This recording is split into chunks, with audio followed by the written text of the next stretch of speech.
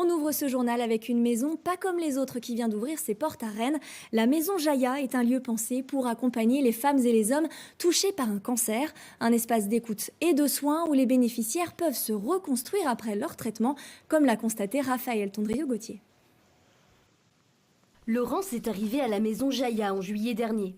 Atteinte d'un cancer du sein, elle s'est retrouvée seule et déstabilisée à la suite de son traitement. L'après-traitement est une période étrange et assez troublante. J'imaginais pas que c'était finalement une période de convalescence. Ici, on lui propose dans un premier temps un parcours dit socle. 4 entretiens qui permettent d'établir ses attentes et ses besoins. C'est le rôle d'Adeline Champ.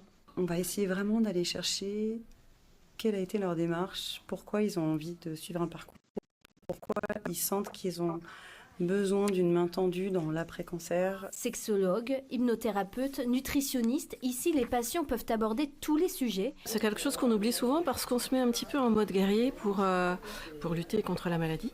Et c'est nécessaire, c'est quelque chose de très utile quand on y est.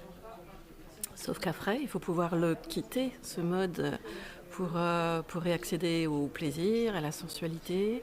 Parler, ça veut dire réfléchir à ce qu'on va dire, ça veut dire verbaliser, ça veut dire nommer aussi. Et le choix des mots, c'est super important. Et ça participe aussi d'une mise à distance. Donc oui, ça fait du bien, bien sûr. À l'origine du projet, Florence Lévesque, après avoir elle-même été touchée par un cancer, elle nourrit cette idée durant 2 ans. Le constat, c'est d'abord que l'après-cancer est une phase du parcours qui est assez peu connue aujourd'hui. On peut se sentir seul, abandonné, isolé, alors que les effets secondaires des traitements et de la maladie peuvent perdurer longtemps. Donc à ce moment-là, il y a ce besoin, cette nécessité parfois d'être accompagné, soutenu. 54 patientes ont été prises en charge ici. Une dizaine d'entre elles ont terminé leur parcours.